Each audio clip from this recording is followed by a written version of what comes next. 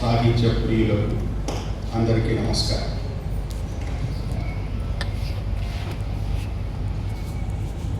గురువుని గురించి మాట్లాడమని శిష్యుల్ని ఎప్పుడూ అడగకూడదు. అడిగితే వాళ్ళకి సమయం నియమం పెట్టకూడదు. ఇవి రెండు ఈ పూట నేను తెలుసుకో. ఇంకొకటి కూడా ఏంటంటే, శిష్యులు మాట్లాడుతున్నప్పుడు గురువు వినకూడదు. ఇది కూడా నాకు అర్థం. అయితే ఈ దశలన్నీ దాటిపోయిన వాడిని కనుక నేను నిర్వికారంగానే పార్వతి మాట్లాడుతూ నాగార్జున విశ్వవిద్యాలయంలో నా పోయేలు అంతా చెప్పింది. తెలుగు విశ్వవిద్యాలయంలో వచ్చాక నా పద్ధతి ఎలా ఉందో ఈ అమ్మాయి చెప్పింది. నిజమే, ఇద్దరూ నాకు కూతుళ్ళ లాంటి వారు. ఇద్దరేమిటి, ఎంతమందో ఉన్నారు. ఆయన ఎవరు, సినిమా కవి సిరివెన్నెల సీతారామ శాస్త్రి గారి జగమంత కుటుంబం నాది అని.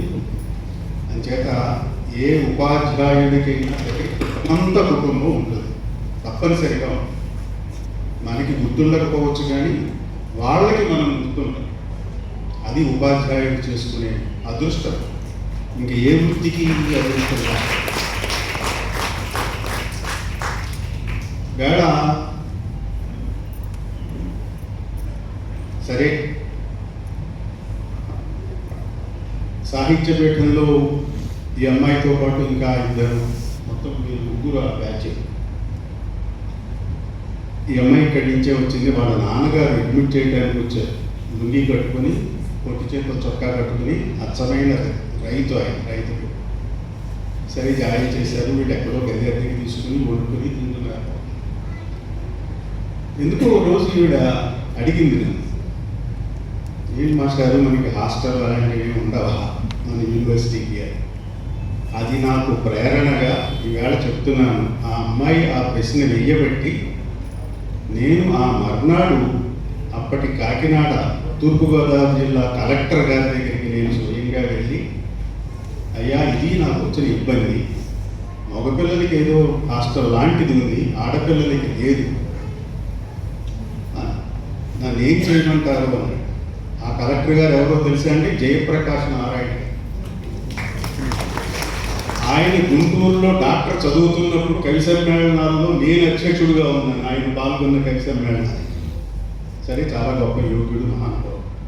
వెళ్ళి అడిగా, ఏం చేయమంటారు? మీకు అక్కడ ఉద్యోగులు, ప్రభుత్వ ఉద్యోగుల కోసం, ఉద్యోగినుల కోసం ఒక గెస్ట్ హౌస్ లాంటిది ఒక ఏదో నడుపుతున్నారు, ఉద్యోగాలు చేసుకుంటున్న స్త్రీల కోసం.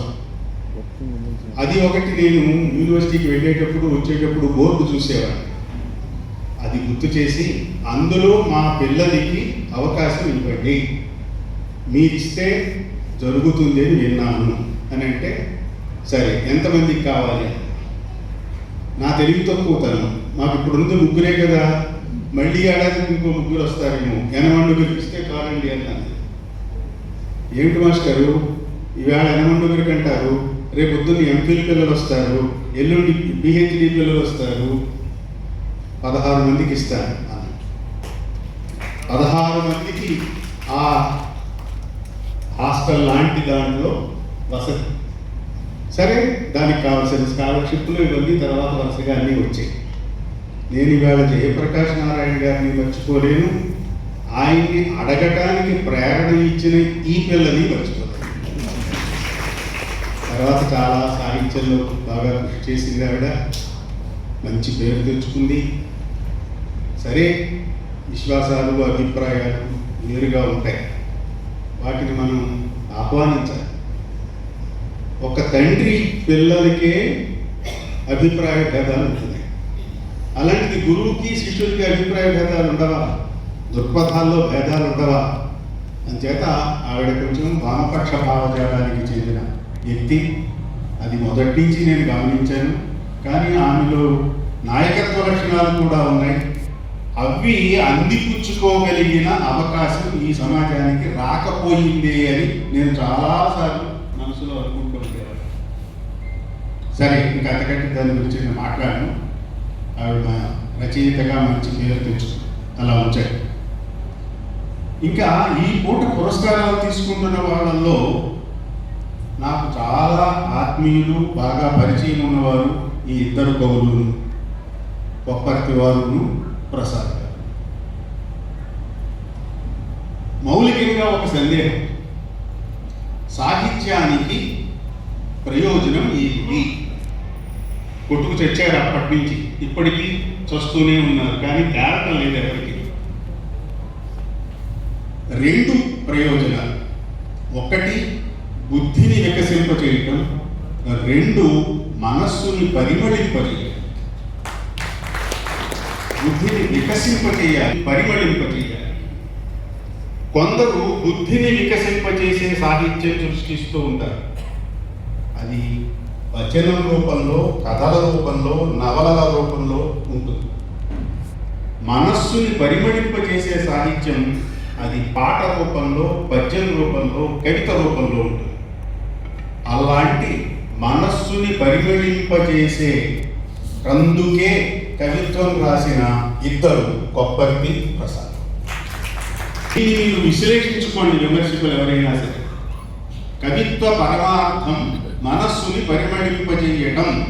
ఈ వజ్రబంతి పెట్టుకుంటే ఎంతమంది దాని కిందికి వస్తారు? బుద్ధిని వికసింపజేయటం కిందికి ఎంతమంది వెళ్తారు? ఎవరు ప్రజల దగ్గరికి ఎక్కువ వెళుతున్నారు? ఇవన్నీ వేరే చేసుకోవచ్చు. చాలా నాకు నచ్చిన, అంటే నేను ఒక పద్య కవిని అని అనుకోకండి, పద్యం రాస్తాను తప్ప మిగతా కవిత్వాలన్నీ చదువుతాను, రచనలు కూడా చదువుతాను, కథలు చదువుతాను, నవలలు చదువుతాను. వీళ్ళ కవిత్వాలు నేను చాలా చదివాను. కొప్పర్తి వారి మొదటి కవితా సంపుటి రాజమండ్రిలో ఆవిష్కరణ జరిగినప్పుడు నేనే అధ్యక్షుడు. సరే, మా ఇండూరు సుధాకర్ పుణ్యమాని ప్రసాద్ గారితోనూ నాకు పరిచయం అయ్యింది, వారి కవిత్వంతోనూ పరిచయం అయ్యింది. నాకు మనస్సుకి నచ్చిన ఇద్దరు కవులకు ఇక్కడ పురస్కారం. అందులో చలం గారి పేరు మీద ఆయనకి ఇవ్వటము, కొప్పర్తి వారికి ఇస్తున్నది ఎవరి పేరుతో ఇస్తున్నారు? అజంతా. ఆయన కూడా మనస్సు కవే, ఆయన కూడా అజంతా గారు. అంచేత ఈ ఇద్దరు కవులకు పురస్కారం ఇస్తున్న వేదిక కదా, అంచేత నేను కూడా వెళ్ళి పాల్గొందామని అనుకున్నాను, వచ్చాను, చాలా సంతోషంగా. ఇంకా బుద్ధిని వికసింపచేసే సాహిత్యం గురించి అత్యాధునికంగా ఈవేళ సమాజంలో, మీరు మేము కాదండి, సమాజంలో ఈవేళ అధిక సంఖ్యాకులు మన వయస్సు వారిని గురించి అసలు మాట్లాడదు. మనదంతా ఆధ్యాత్మిక రంగంలోకి వెళ్ళిపోయి, మనంతా దేవి భాగవతం, లేకపోతే శ్రీమద్ రామాయణం, లేకపోతే భగవద్గీత, త్యాగరాజ కీర్తనలు, ఆ శ్రేణికి వెళ్ళిపోయిన వాళ్ళమ్మా. ఇవాళ నిజంగా సమాజంలో జీవనం, పోరాటం అనేదాన్ని భౌతికంగా, మానసికంగా చేస్తున్న తరం మన మనవాళ్ళ తరం. వాళ్ళు ఇక్కడ ఎదుర్కొంటున్నది ఏంటి, ఏ సమస్యలు వాళ్ళు ఎదుర్కొంటున్నారు, వాటిని వాళ్ళకి వాళ్ళు ఎలా పరిష్కరించుకుంటున్నారు అనే కోణం నుంచి ఇవాళ కథా సాహిత్యం వస్తుంది, నవలా సాహిత్యం వస్తుంది. వచన కవిత్వంలో కూడా కొంత కనపడుతుంది. వచన కవిత్వం ఎక్కువ భాగం రాజకీయాలకు అంకితమైపోయింది, కవిత్వ లక్షణాన్ని కోల్పోయింది. సరే, దాన్ని అలా ఉంచుతుంది.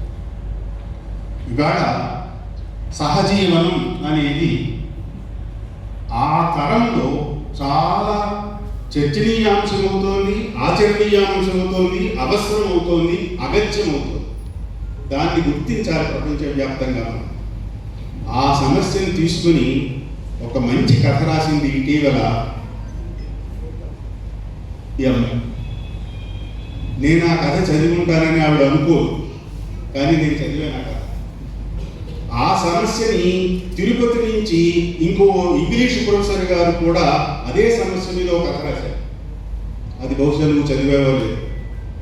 అది కథగా చెప్పటంలో ఆయన ఫెయిల్ అయ్యాడు, కథగా చెప్పటంలో నువ్వు పాస్ అయ్యావు. అందుకని నాకు ఈ రెండు కథలు జ్ఞాపకం. ఆ వ్యక్తి పేరు నేను చెప్పను, అవసరం లేదు కనుక.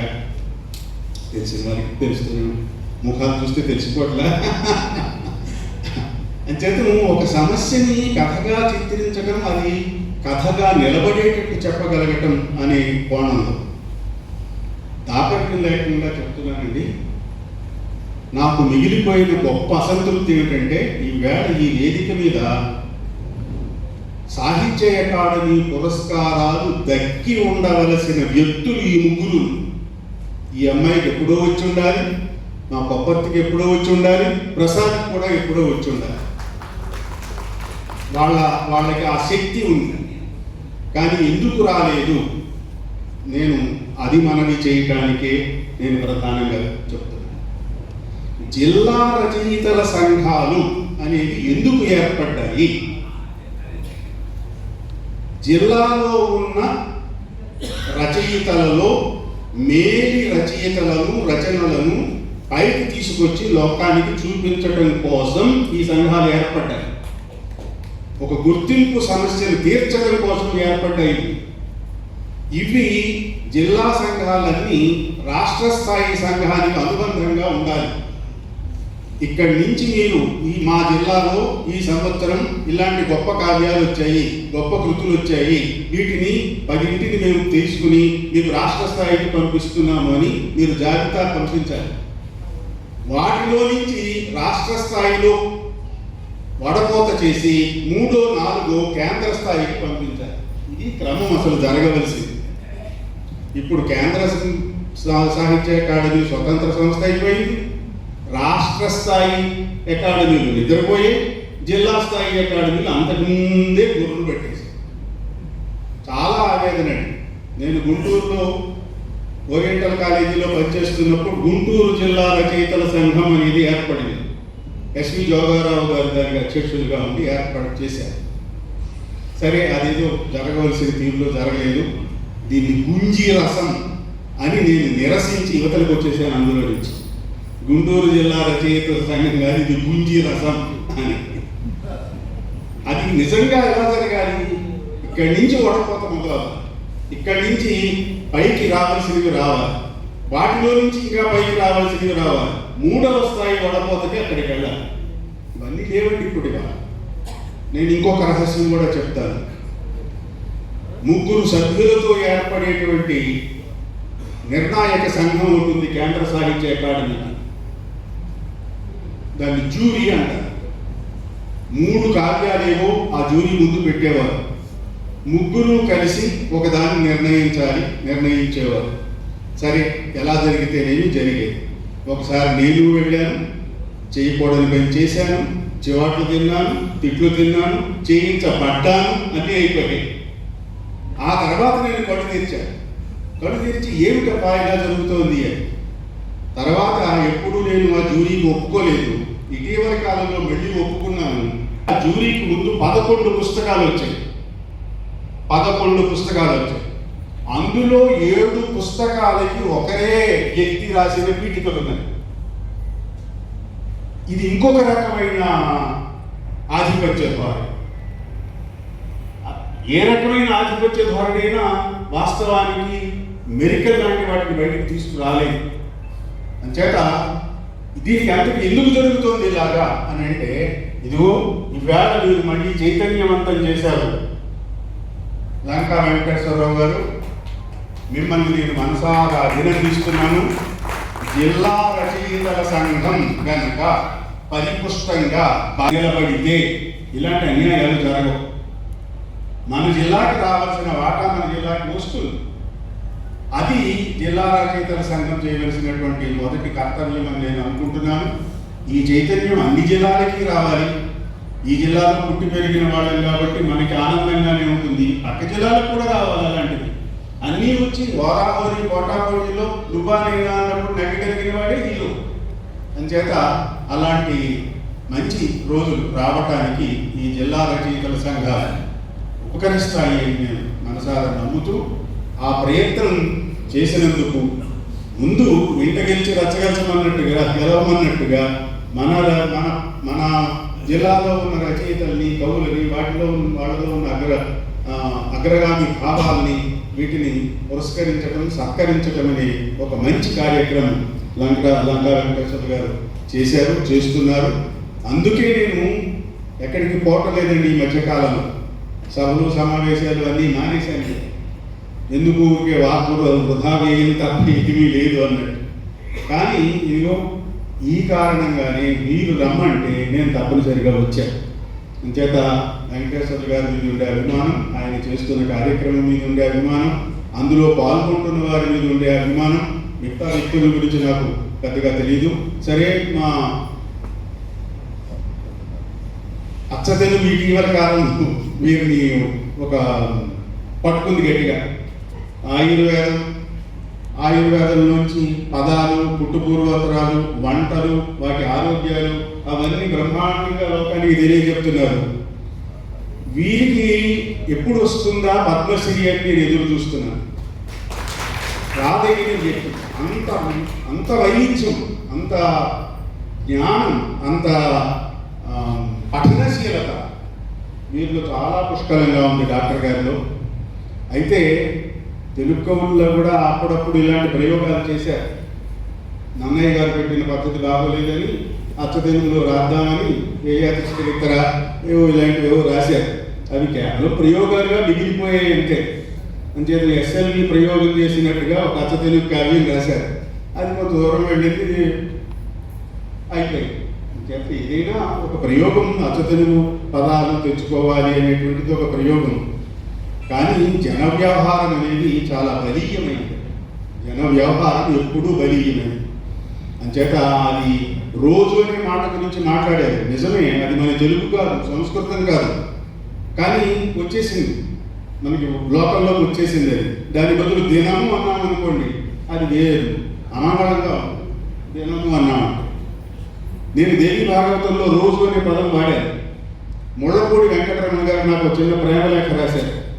ఏమంటే ఈ పదాన్ని వాడచ్చా, దేవి భాగవతం కాలం నాటికి ఈ పదం ఉందా ఈ భాషలో అంటూ ఒక చిన్న పొట్టె ప్రశ్న వేశారు. వేస్తే నేనేమన్నానంటే దేవి భాగవతం నాటికి తెలుగు భాష ఉందంటారా అసలు అన్నాను. ఆయన పాపం దేవి కాదంటే నిజమే, రోజు అనేది అన్యదేశ్యం, కానీ అక్కడ ఆ మహర్షి మాటలో వచ్చింది. అది మహర్షి మాట్లాడుతున్న భాషకి రోజు అనే పదం వాడాను.